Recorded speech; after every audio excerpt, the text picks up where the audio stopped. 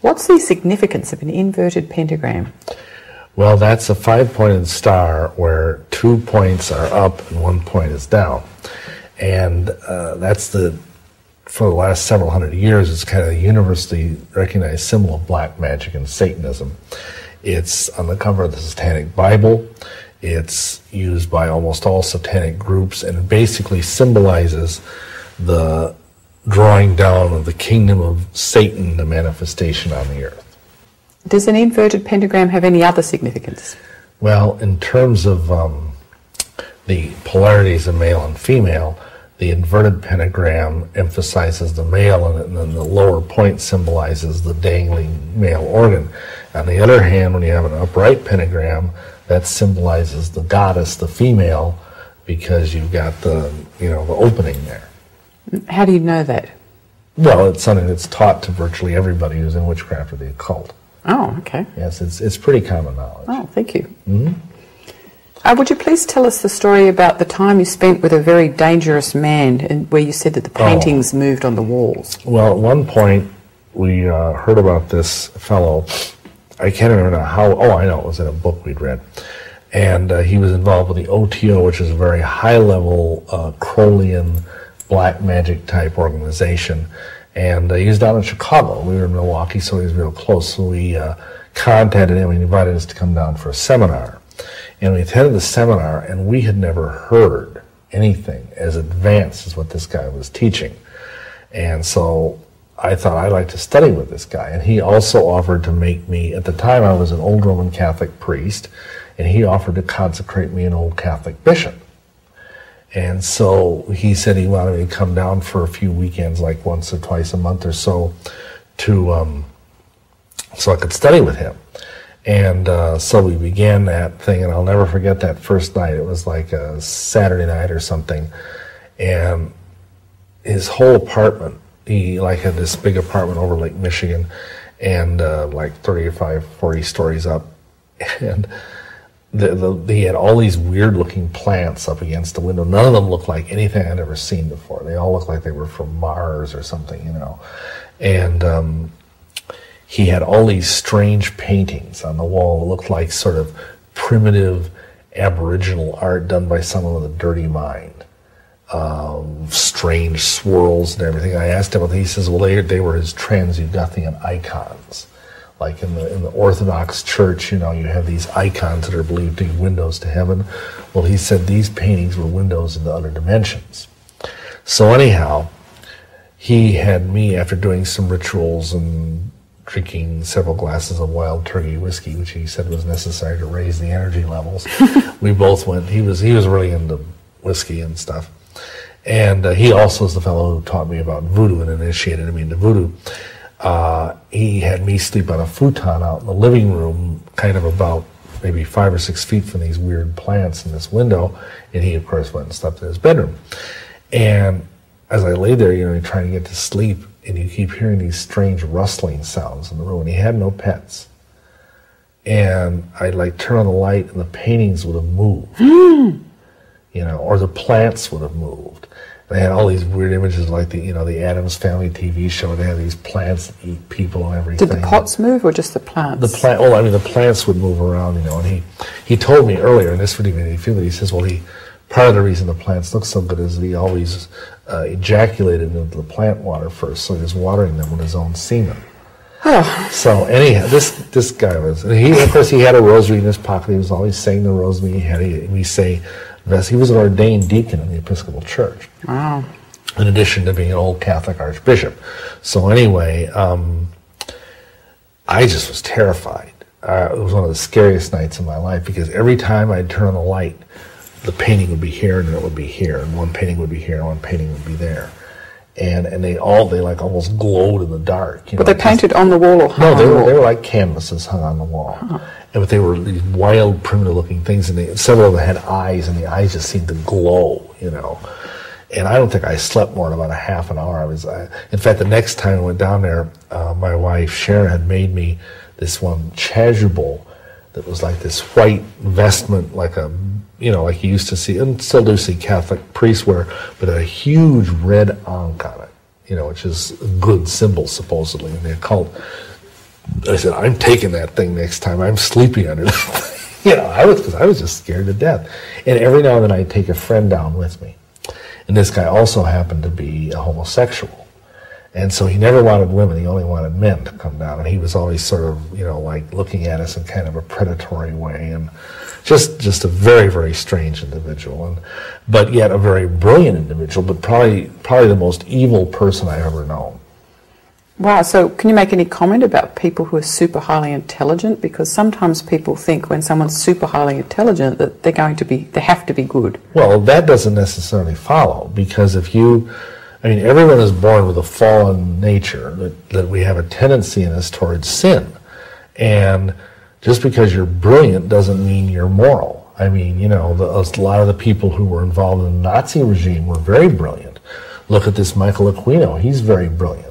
You know, I mean, he can get a PhD and, you know, whatever, and be in the position he was in and not be a really intelligent guy. So that's a fallacy. There's some very, very holy, brilliant people, but there's also some very evil, brilliant people. And unfortunately, when evil blends, you know, to quote Sherlock Holmes, when evil blends with intelligence, when the criminal mind comes in with great intelligence, and you have a truly appalling situation. And could you make a similar comment about anyone who's like really well dressed, has a lot of money, acts like a really nice person? Well, yeah, again, contrary to popular belief, most of the really dangerous Satanists wear, you know, real expensive suits and beautiful haircuts, and they're like the movers and shakers in any given city. I mean, you know, I just can speak to Chicago, but I know some of the most powerful names in the city of Chicago, at least when I was doing this stuff back in the 70s and early 80s, were Satanists. And, you know, and yet they were like, you know, they looked very well dressed, and they were thought of as being pillars of the community. So you can't, that's why, again, Yeshua said, don't judge by appearances, judge righteous judgment. And he also said, beware of wolves that are in sheep's clothing. Because obviously a wolf in sheep's clothing looks sweet and nice, they look like a sheep, you know. Right. What's the significance of Aleister Crowley? Well, I mentioned him on and off, and he's probably one of the most, if not the most influential ceremonial magician of the 20th century. And he was born in 1875, and he died in 1947. And basically he was a genius, another example of sort of the evil genius, you know.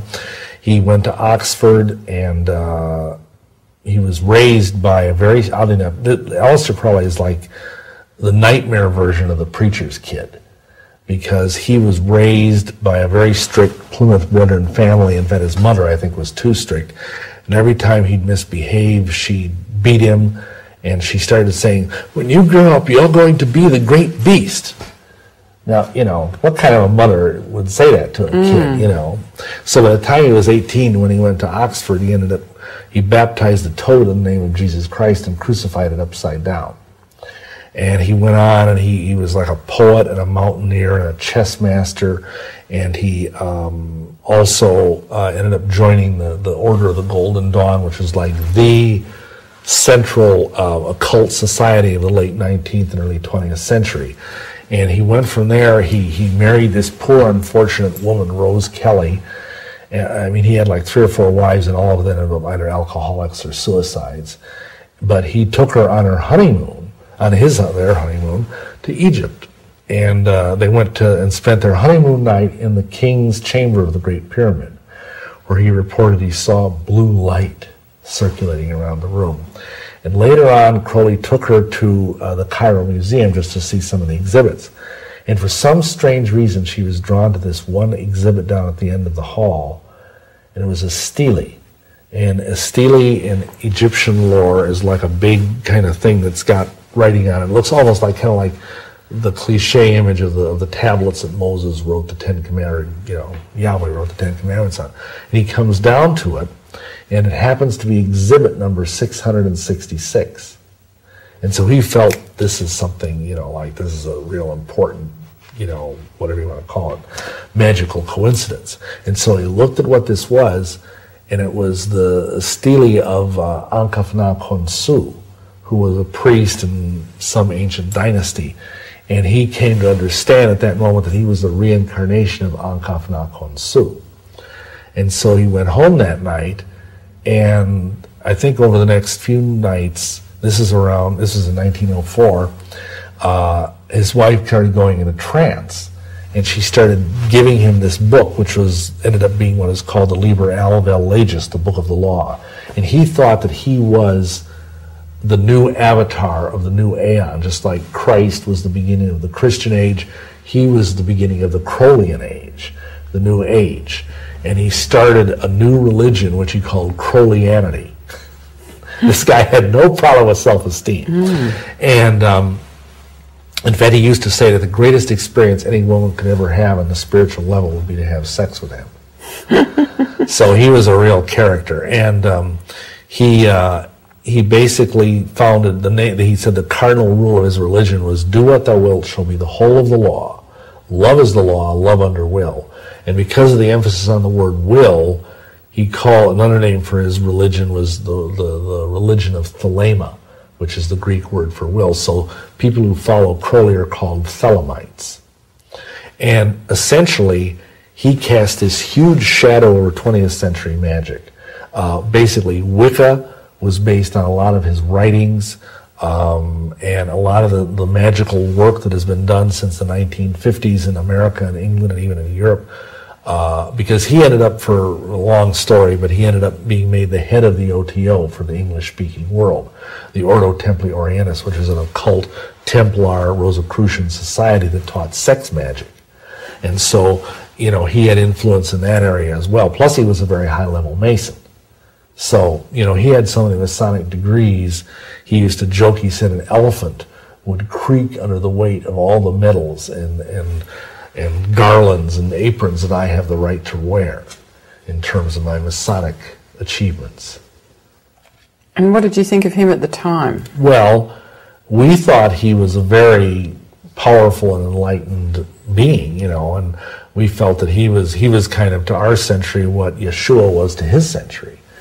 And because a lot of his stuff was very wise, and a lot of it was very hateful. It's one of those paradoxes, and as I think I mentioned earlier, I actually supposedly went into trance and had him speak through me. So we trusted him enough to let that happen. And we, like a lot of the rituals we did were out of his books. We did Gnostic masses, we did the Bornless ritual, we did some of his other rituals. In fact, every day we would do his sun salutations at morning, noon, evening, and midnight. It was like we weren't ever officially Thelemites, even though we did belong to the OTO. But we were unofficially very much into him. And what advice would you give to people now who have a curiosity about his writings? Well, even like when we were in this stuff, a lot of people would write and say, beware of what Crowley writes, because he deliberately does some things backwards just to mess with people's minds. He'll give you magical instructions, kind of like a recipe, how to do this ritual, and deliberately, and we even knew this. And so we'd go to the spirit guides, and the spirit guides would tell us supposedly what was right. But he would deliberately put booby traps in his books. And if you did one wrong thing, it would blow up in your face magically and ended up in a lunatic asylum. So, and a lot of people, see, that was our generation, that kind of came up in the 60s and 70s. And unfortunately, a lot of the people that are messing, because he's no more popular now than he ever was during his life. And a lot of the people who are messing around with Crowley don't understand it. They end up getting demon-possessed to their eyeballs. He ended up basically, in his life, a total failure. He spent the last 2 or 3 years of his life living in this, rented room next to a cemetery in Brighton, living on heroin and boiled eggs. He was a hopeless heroin addict for the last, third of his life. So even though he believed, he would actually deliberately get himself addicted to heroin because he thought his will, you see again, thelema, will, was strong enough to break free of the drug, but obviously it wasn't. So I would tell people this is a lot of dangerous anti-Christian, not just because it's anti-Christian, but just dangerous philosophy. Every person this man touched died horribly. They either killed themselves, their lives were ruined, they became alcoholics, they became drug addicts. Hardly anybody survived a relationship with Crowley. Only 2 people that I know of, Israel Regardie and Freder Achad. and was because Israel Regardie was a psychiatrist, so he had enough mental wherewithal to withstand the games. Because Crowley would do stuff like he knew, for example, Israel Regardie was Jewish, and Crowley was very anti-Semitic, even though he was into Kabbalah, which sounds really bizarre. And so he'd call him, oh, that stupid Yid, or he'd make all these anti-Semitic remarks, and he just mess with people's heads, and be cruel to them. Whatever he knew was important to an individual, he would attack that and just make total, mush out of a person if he could. He was proud of the fact that he drove people to suicide. Wow. He felt if someone was weak enough that they would go out and kill themselves and they didn't deserve to live. Again, he was, he called himself the wickedest man in the world, and was proud of the fact that that's what the London newspapers called him as well. Wow, thank you. For the readers, I was going to give a few quotes from the Satanic Bible to give them an idea how bad it is. So, sure. Give blow for blow, eye for eye, fourfold and 100-fold. Cursed are the lambs of God, for they shall be bled whiter than snow. Cursed are the feeble, for they shall be blotted out. Thrice cursed are the weak, whose insecurity makes them vile, for they shall serve and suffer. Have you got any advice to people who have a curiosity to read the Satanic Bible? Well, I would say it is certainly one of the most evil books written in the 20th century, and I would advise them to not even read the thing. It's a powerful talisman in and of itself. To even have it in your home is dangerous. We have a copy where we keep it out in like a box in the shed, or something. It's just not a book you'd want to read because it's hateful. It is full of hate. It's full of hatred toward all the unfortunate people of society, hatred toward God, hatred toward, people. And I would just say that it's as easy a way of any is to really burn your soul, is to read that book, because it will draw you in. Just like I had never had any. I picked it up because this friend of mine told me to, and I read it. I never had any intention of becoming a member of the Church of Satan, but yet a year later I was in it. A year after that I was a second-degree member of it. So it can draw you in. These occult books have incredible power to pull people in. And people don't realize that that's just a book. So many people think that these days. Yeah. So your testimony is wonderful too. Yeah, it is very, very ruinous, and I would advise everybody to stay away from it. I know there's, it's forbidden or it's evil or it's wicked, so I want to read it. Especially young people tend to think that way. But it'll just destroy your life if you take it seriously. And if you don't take it seriously, why read it? Right. Can you give me some evidence of that reading the Satanic Bible made people more violent? Well, there's been several killers, serial killers, rogue killers, whatever, that have been found, like Richard Ramirez is the best known one, the Night Stalker, who had the Satanic Bible in their possession.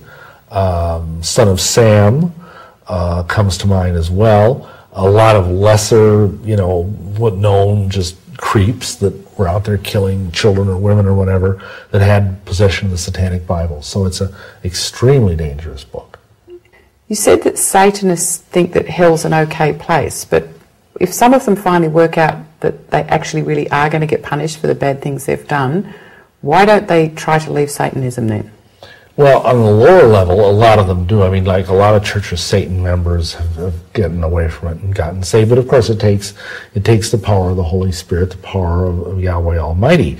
The higher level ones, even like such as I was, you're dealing with a person who's got a tremendous amount of demonic infestation. And if you start moving in the direction of getting away from Satanism, those demons can just really put a world of hurt on you. They can control the pain centers in your brain and make you just wish you were dead. I mean, you go towards like reading a Bible or kneeling at the altar or something and praying to be saved. They'll just like make you feel like you've got the grandmother of all headaches. Just like stimulus response. Just like you treat an animal. And so it's only again by the grace of Yahweh and the power of the Holy Spirit that anybody can get free from these things. Even Anton LaVey's own son, Anthony, he got born again, mostly through reading our books, and now he corresponds with us all the time. It's weird to get a Christmas card from Anthony LaVey, but we do.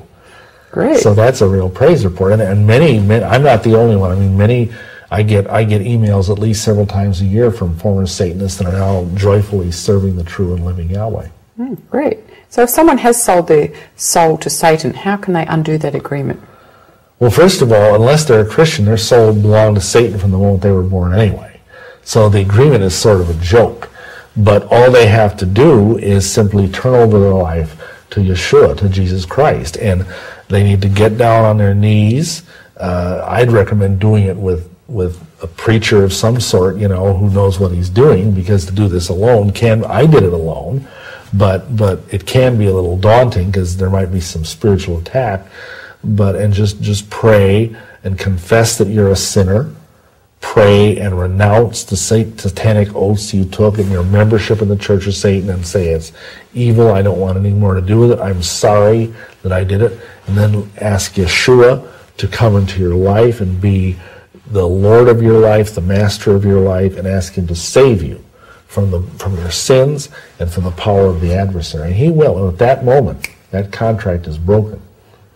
Great. Now, that isn't to say you might not need a little, prayers for liberation after that, but in terms of your eternal destiny, that contract was broken. Okay, good. Is there any other advice you'd give to Satanists? Well, they need to repent. They need to get out of it, because they're on the losing side. The scriptures have never been wrong about one single prophecy that has been in those books of the Bible, and so why would they be wrong about the last book of the Bible, the book of Revelation, where it says that all liars and fornicators and sorcerers that mock Yahweh will end up being cast in the lake of fire, along with the devil, along with his fallen angels, and you don't want to have that happen to you. That's a horrible destiny that nobody can even imagine. But it's a fit destiny for those who turn their back on Yeshua and on the true and living Yahweh. Thank you. What advice would you give to people who know someone who's a Satanist? Well, at the risk of sounding mercenary from what I suggest they buy my book, Lucifer Dethroned, because that book is my autobiography, number 1. It's a survey of modern-day Satanism, number 2. And number 3, it has a whole large chapter in the back on how to witness, how to minister to someone who's in Satanism and get them born again. But quickly, my number 1 advice would be to start praying for that individual, start praying for them and binding the spirits that are giving them their occult power. That's the best thing you can do, because if they realize there's a more powerful force than the demons that seem to be giving them their power, it's going to really rattle their cage. And because they've been conditioned by their training in Satanism to want power, even though it's not the immediately best reason, they're going to kind of like turn from Satan and try to figure out, okay, what's making this happen? And they're going to find themselves led to the cross.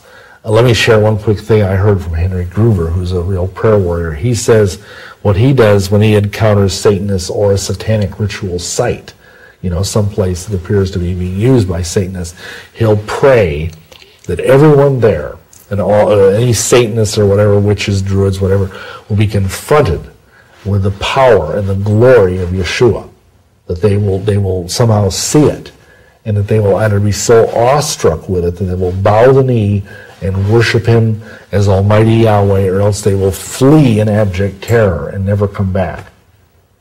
That's a good prayer. And does that work? It does. Good. He's dismantled entire networks of black witches over in England by doing that. Great. Thank you. Mm-hmm. What different kinds of magic are there? Well, basically, we touched on this very quickly earlier. There's everything from what is called folk magic, which is very primitive and usually relates to like people that are in sort of developing countries and things like that. And this is stuff like, for example, a farmer and his wife might go out after he's planted the seeds of his crop for the year, and the first night of the full moon, they might go out and make love in the field to give fertile energy to the field to help the crops grow better. That would be an example of folk magic, or various ideas like, you have to, plant potatoes a Good Friday or something, or you have to do this. You know, Farmer's Almanac stuff is part of it. Not that the Farmer's Almanac is witchcraft, but I mean, it's an example of these kind of folksy things that people do. Then there's like what is called cultural spiritism. This is kind of the next notch up. These are more organized groups that are usually part of an ethnic group. The best known would be voodoo, Santeria, Umbanda, Pelo Mayombe. These are all groups that are a mixture of Catholicism and ancient African religions that have sprung up in places like Brazil and Cuba and you know, Haiti, Mexico, places like that. These are very powerful and very dangerous forms of magic, black magic. And then there is what is called witchcraft, which we've kind of already touched on. Then there's ceremonial magic, which is this very high ritualized form of magic. And all of these things, you understand, can either be white or black magic. Although typically, especially the cultural spiritist types, tend to be more black magic. And then there's what is called hermetic magic, which is when you arrive at a level that you can just do purely mental magic without having any props, without having to wave around sticks or swords or anything like that. And you just use those three things I mentioned earlier, you know, to be relaxed, to be able to visualize what you want, and then to have the desire or the intent to make it happen.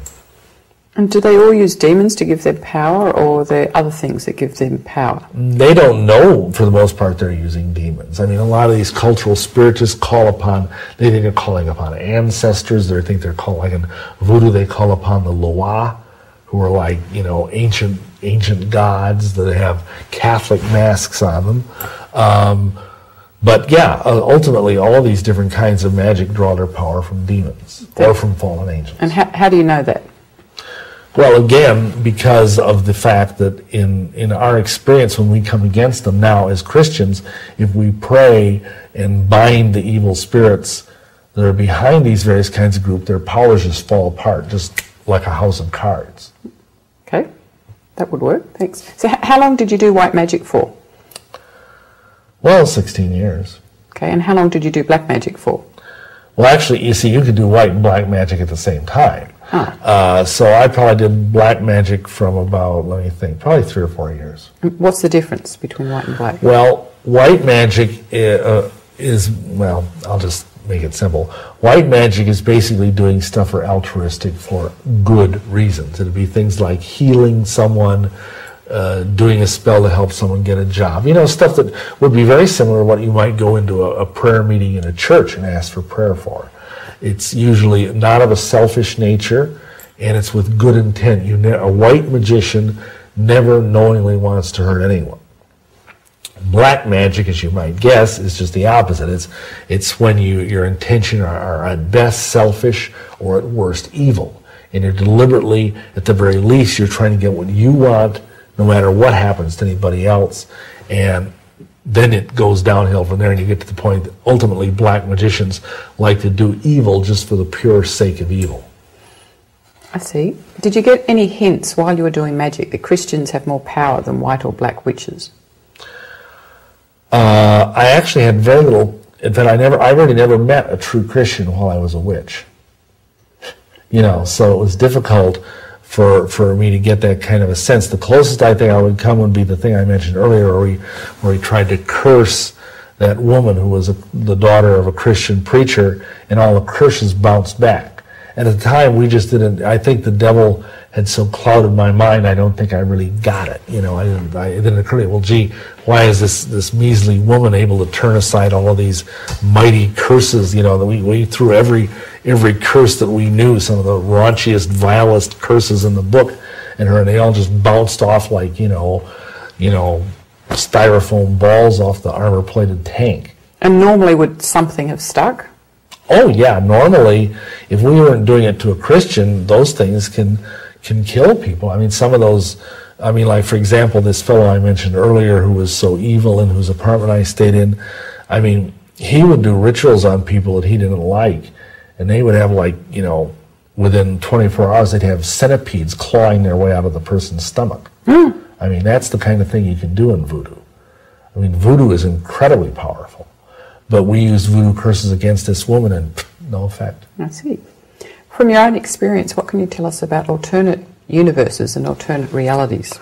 Well, that's part of some of the stuff that we were getting into with the Lovecraftian metaphysics, Transuguthian magic, and some of the stuff that this fellow was also teaching us. Part of it is called alternate, like Sirius star system magic, and that's not Sirius the star, not Sirius like being serious. And part of it is called archaeometry. And the idea is that a magician learns how to penetrate the membrane between universes. And then he goes or she goes into a new universe. Because, of course, even in physics today, they're telling us they believe there's millions of alternate universes out there. The quantum physicists talk about that. So what we do is we would penetrate the membrane between universes and go into a new universe that we would refer to as a virgin universe. And there'd be this enormous amount of magical power available because it's totally untapped. There's no life in this universe. And so you create life with the occult power you already have, okay? And then you become the god or goddess, the supreme deity of that universe. This is what we were taught. And then, if you really know what you're doing, you have the ability to take some of the power, because you think of this, think of how vast just this single universe is. How many galaxies, they'd say there's like billions of galaxies out there, each of one of which has billions of stars. Think of the energy that's in a universe. And you have the ability then, supposedly, as a magician, to pull this energy through the membrane back into this universe in which you live and use it for your own purposes. So that's basically one of the highest and most dangerous forms of magic. Thank you. How did demons communicate to you? Mostly through, hearing voices in your head. That was the most common way. Rarely if I was doing some kind of real big evocation or something, I'd actually, conjure one up. And it's not a pretty sight. What do they look like? Well, it's almost impossible to describe because they're not of a human shape. They're like more like insect-like, and they take form from the incense and stuff that you're burning because they can't normally manifest in a physical way. So they're very ugly and they're very small, but they're very, oddly enough, they're very formidable looking. But they look kind of like sort of an insect-like thing, except more like imagine like a giant, cockroach or something, except more like a praying mantis cockroach cross. You see, it's hard to describe the indescribable. Right. I see. When you heard them or saw them, how did you know it wasn't your imagination? Well, first of all, I didn't, except quite often they would tell me things that I would have no way of knowing in the natural realm. They'd give me access to information that was beyond my range of knowledge. I see. So why do most people get into black magic? Well, first of all, they don't start out that way. Usually they start out dabbling in the occult or witchcraft or white magic, and then it's a seductive thing. It's just like everybody thinks, oh, well, I can smoke dope, but I won't get into the weird hard drugs like, meth or heroin or cocaine. And it doesn't always work that way. Some people can continue to just muck around in white magic their whole lives and, fine, except of course they're lost and on their way to hell. But most people that start out with magic see the power of magic is the ultimate addiction. It's more addictive than heroin, it's more addictive than cocaine, it's more addictive than anything I've ever experienced in my life. And like any other addiction, you develop a tolerance to it. In other words, the body / mind / spirit gets bored with a certain level of power, and you want more power. And after a while, you begin to reason, as I did, that the only way to get more power, at least without, of course, going to Yahweh, is to go into black magic. Or you start out, of course, just doing gray magic, ethically challenged magic. And then you move further and further into black magic. And if you aren't stopped, as I was, by the power of the Holy Spirit, you can end up doing some very, very, very nasty things. And what eventually happened to most of the black magicians you knew? They went insane, or they committed suicide. Their lives were ruined. Wow. I've heard stories of people finding a magic circle with a lump of what looks like hamburger meat in the middle. Can you tell us what about they are? A failed magical working. By that I mean a magician tried to conjure up some demon, and kind of like the story I told about the garage and the fellow with the magic circle in there who ended up basically getting vaporized. If you do one wrong move when you're doing one of these high-level ceremonial magical workings, you basically end up looking like roadkill. How many times did you know of that actually happened? Well, in my personal experience, only a couple of times, 2 or 3.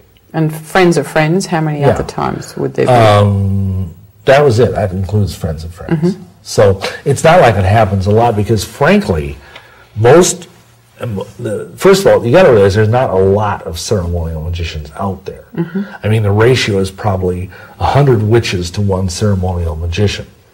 And then there's not, I mean, there's, thousands of witches, but, so, I mean, and then, of those ceremonial magicians, a lot of them never really get many results.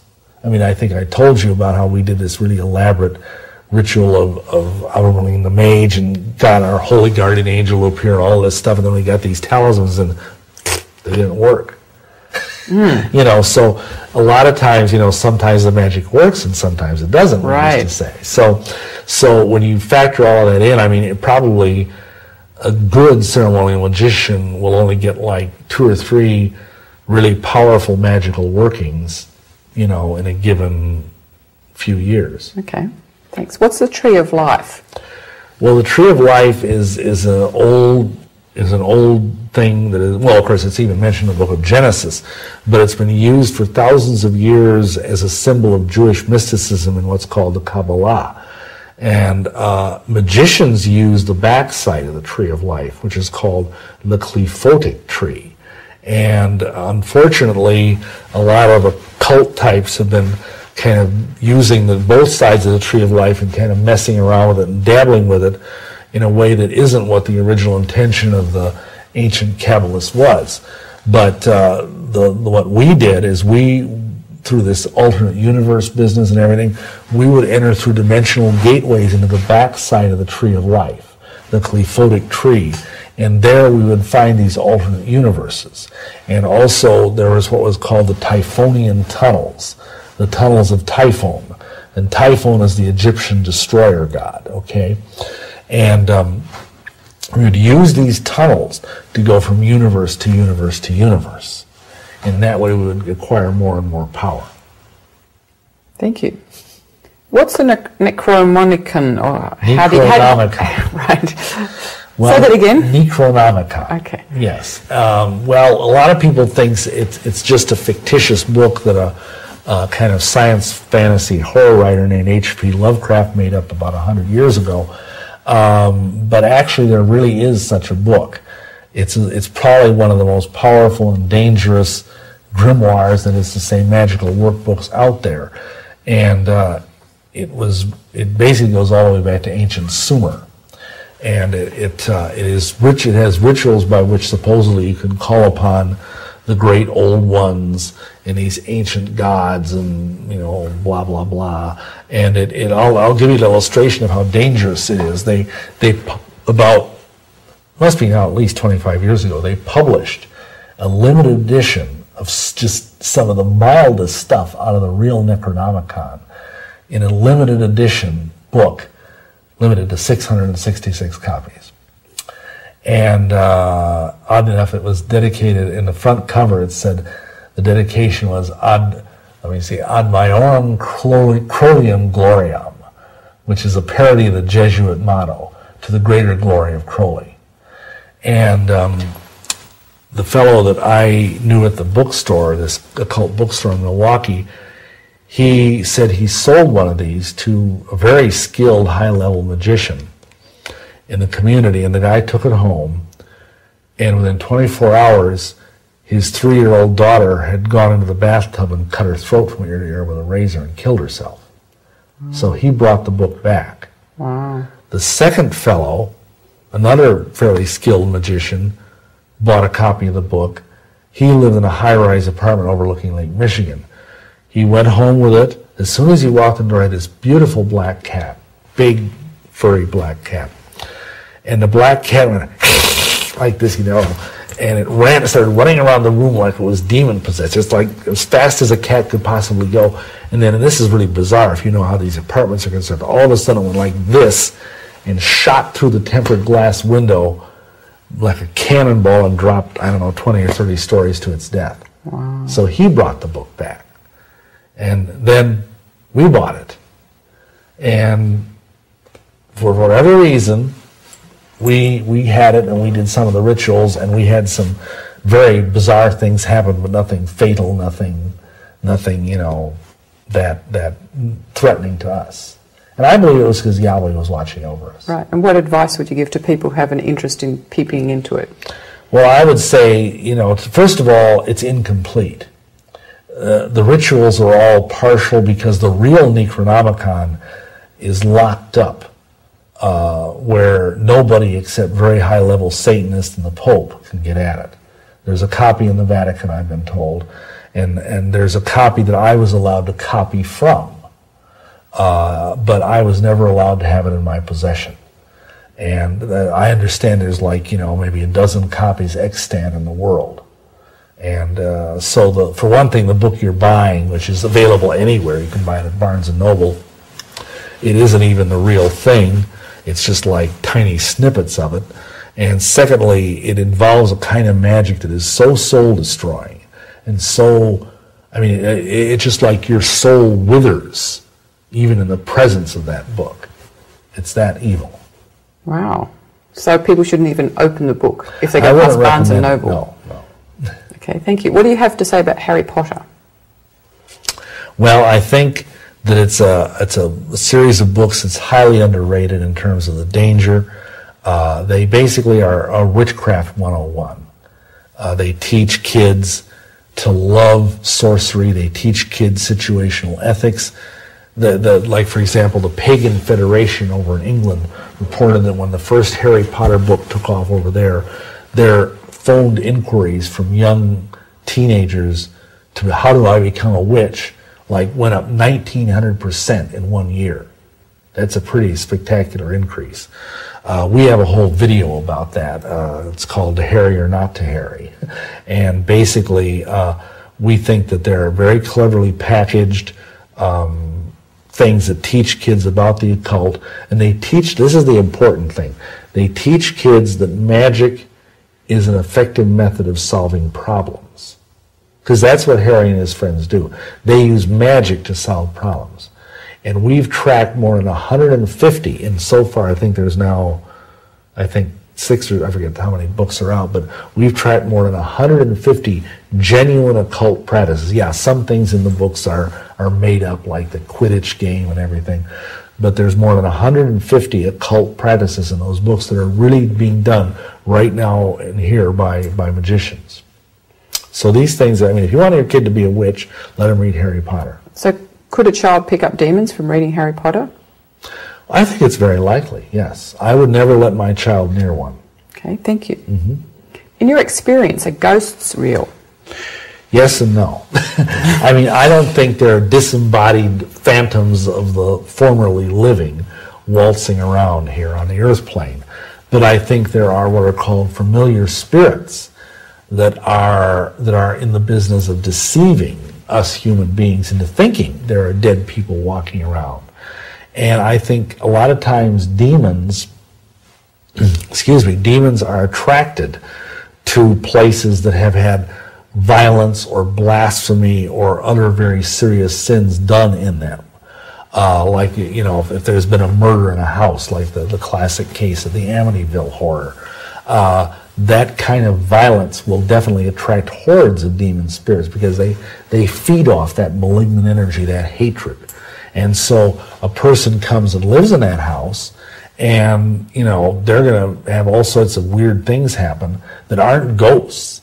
They're just demons trying to mess around and create evil and deceive people, because if people are deceived into believing in ghosts, then they're going to end up going to a spiritualist medium or someone, and they're going to be fed a line of totally unscriptural nonsense about the afterlife and about what the fate is of the living. They'll be told, oh, there's no hell.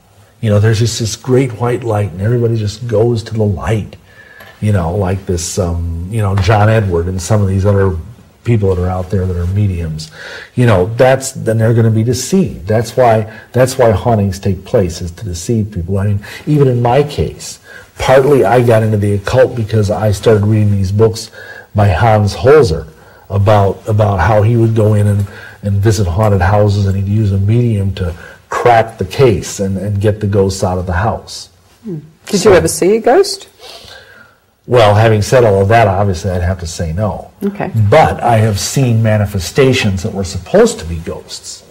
Yes.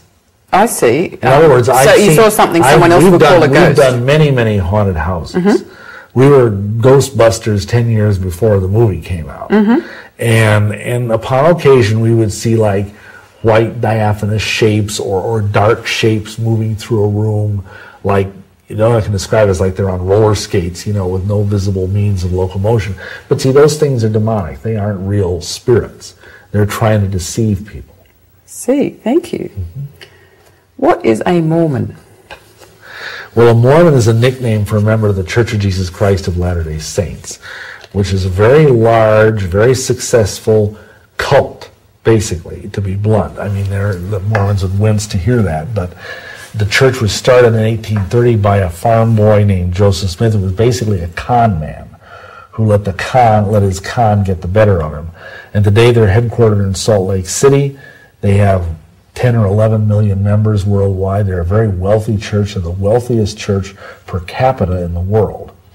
And basically they preach a gospel which appears to be Christian, but actually is not. Why did you join their church? Well, at the bottom of all of this weirdness that I was in, when I was even into vampirism and drinking blood and practicing black magic, a lady started praying for me because I'd sent a check to the Church of Satan. And I especially was knocked on my pins by that prayer. And everything in my life was shattered. I cried out, because you see, once Yahweh starts moving into your life, all bets are off. I mean, he could just throw the whole chess table over anytime he wants to. And sometimes you have to get your life shattered in order to really realize that you're at the bottom of the toilet, you know, circling the drain, you know. And anyway, so I cried out for a sign.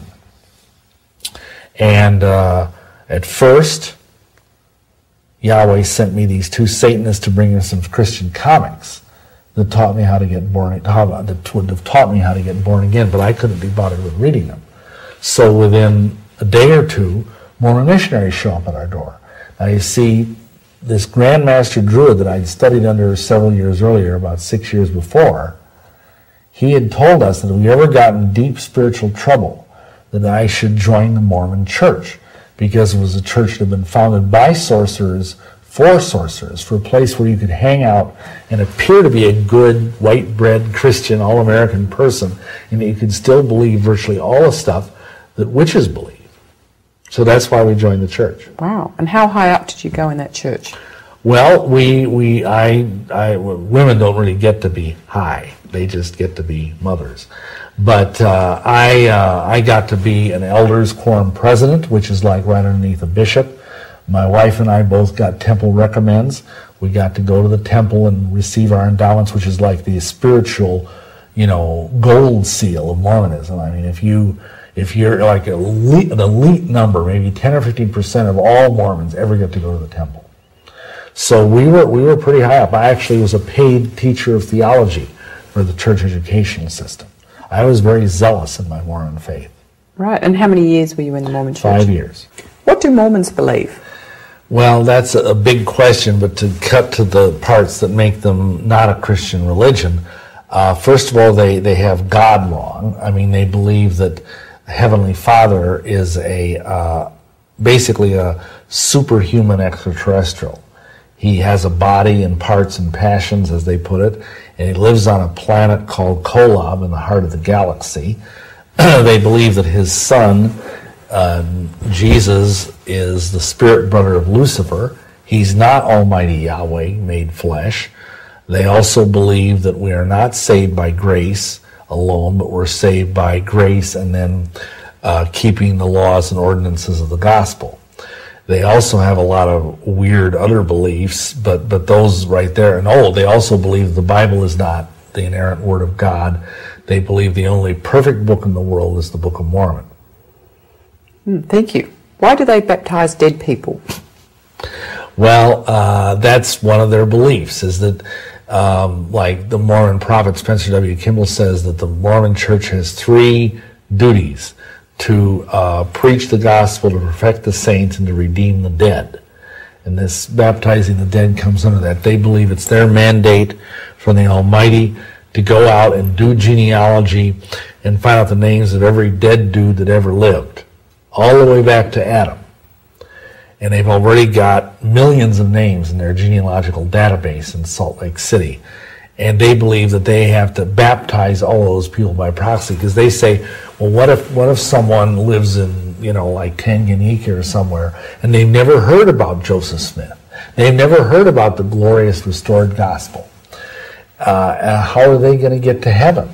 And they say, well, what happened is that this native African guy is going to die, and somewhere down they're going to go into spirit prison, which is sort of like a holding cell. And they'll wait there for a few thousand years until someone finally gets around to doing their genealogy and getting their name, and then they'll go to the temple and they'll be baptized in the name of, Magumbo of Tanganyika, and then they'll get an opportunity in spirit prison to accept or reject that baptism. If they accept it, then the prison doors are open and they get to go up to the celestial kingdom. Wow. Do Mormons really believe that they'll become gods? Well, one of the early prophets of the church said, as man is, God once was. As God is, man may become. And it is basically a doctrine of the church that we are gods in embryo, or goddesses in embryo. And every devout Mormon man believes he will be a god someday. And every devout Mormon woman believes that she will be a heavenly mother someday. That they will go off and spend all eternity procreating, and she will be eternally pregnant. And she will have billions and billions of spirit babies. And they will populate their own planetary system with these babies. Now, they don't usually lay this concept on people right away.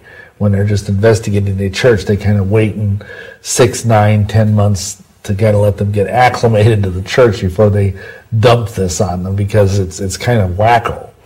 But that is what they believe. They believe anything less than godhood is damnation. Bruce R. McConkie, who was an apostle, the leading theologian of the last generation, taught that. Wow. What do Mormons think of women? Well, they obviously like them since they marry so many of them. But no, they don't practice polygamy officially anymore. But they basically believe women have their place. They think women cannot hold the priesthood, or they can't hold any ecclesiastical office in the church. Their most important duty is to be pregnant and have lots of babies. Do Mormon women happy with that?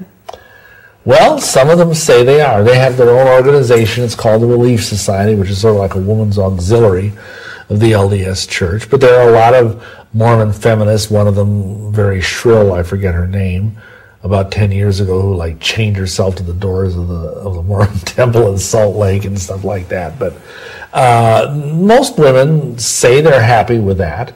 Some don't, and Mormons get divorced just like every other religious group. But they're held over them. They cannot be saved without their husbands. He can choose to leave them in the ground on resurrection morning and not resurrect them, because a Mormon wife is not resurrected by Yeshua. She's resurrected by her husband. So that's my next question. What are the spiritual consequences to a Mormon woman who's single or with a husband who's not a Mormon? A Gentile. That's what they call non-Mormons. They call them Gentiles. In fact, the Mormon religion is the only religion where you can be Jewish and Gentile at the same time. Because if you're not a Jewish Mormon, you're a Gentile Jew. Anyhow, the consequences, if you're a single woman, you cannot achieve the highest degree of glory. You have to be married and you have to have children in order to achieve the highest degree of glory, which means you're going to be stuck in the terrestrial kingdom with all the slackers if you're a single woman or if you're married to a non-Mormon. So basically, a woman is shut out of the highest degree of glory unless she's been married in the temple. That's the goal of every Mormon who's really, sold out for their faith, is to be married and the word is to be sealed for time and all eternity in the temple. What's a celestial marriage in the Mormon? Well, that's what I'm just referring to. They believe that the Mormon prophet, originally, back in Joseph Smith day, was given the keys to unlock celestial marriage, among other things. And that what celestial marriage is, it's the idea that if you're, most people believe you're married till death do you part. That's what the standard wedding ceremony says. Well, Mormons teach that if you're married in the temple, after receiving your endowments, which are these long, elaborate initiation rituals, then if you're married in the temple by a patriarch holding the priesthood keys, given him by the prophet, then that marriage will last into eternity. And you can go on and continue that marriage and have all these spirit babies I just mentioned. So that's what they mean by celestial marriage. And without having that celestial marriage, without being married in the temple, basically you're damned in the Mormon Church. And that's Bruce R. McConkie's own words. Thank you. How are you able to go up so high in the Mormon Church so quickly? Doesn't that normally take years? No. The typical program, if you will, now mind you, we were very zealous and we worked hard and everything, but normally they tell you that from the time you're baptized, it should take about a year for you to become an elder. And once you're an elder, then you're eligible to apply for what they call a temple recommend. And that's like your key, if you will, to get into the temple. And you have to be interviewed, both you and your wife, if you're married, by both your bishop, who's like the local congregational leader, and then by your stake president, who's like kind of the equivalent of a bishop, say, in the Catholic Church. It's sort of confusing, but that's how it is. And you're asked all these pointed questions about your personal life, if you're, being faithful to your wife, if you, cuss and swear at the job site, if you, have dirty magazines hidden under your bed, if you, beat your wife. I mean, any number of things can disqualify you from getting a temple recommend. But then once you get the temple recommend, then you can go to the temple and you can get your patriarchal blessing.